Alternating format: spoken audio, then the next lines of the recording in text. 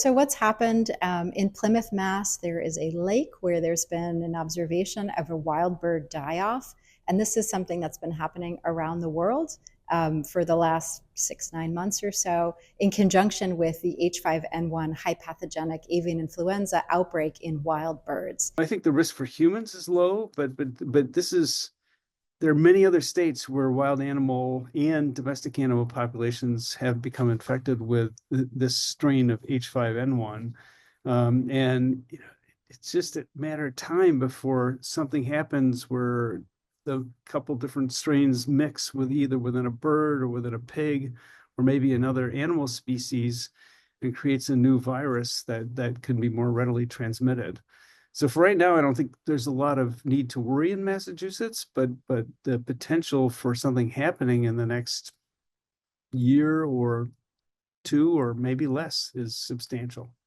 I would certainly advise everyone to stay away from wild birds, especially wild birds that seem ill, or from handling wild birds that are dead or any other dead mammal. Bit of advice that we would have for people involving their pets or for people who have backyard chickens is to try to keep their animals sheltered from wild animal species. For cats and dogs, likewise, it would be important to try to keep your pets away from dead animals. If say you have backyard chickens or you have a poultry farm and the animals become infected, then one of the solutions to it is to try and contain it is to cull, to eliminate all the animals. But if that's your main business, then it can be very harmful from an economic perspective to try and use those control measures, but then it can sort of put you out of business. And the other thing that's already happening is egg prices have been rising.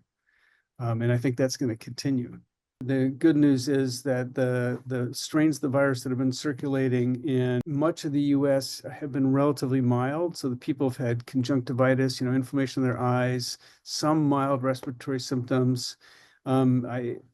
Not many requiring hospitalization. And I think, there's one death in Canada, but really this virus, the avian flu virus that has circulated over the last 20 years, including some strains of H5N1, have been much more severe. Like, the people with exposure especially through backyard poultry operations in China and Vietnam have had case fatality rates in the 40 to 60% range.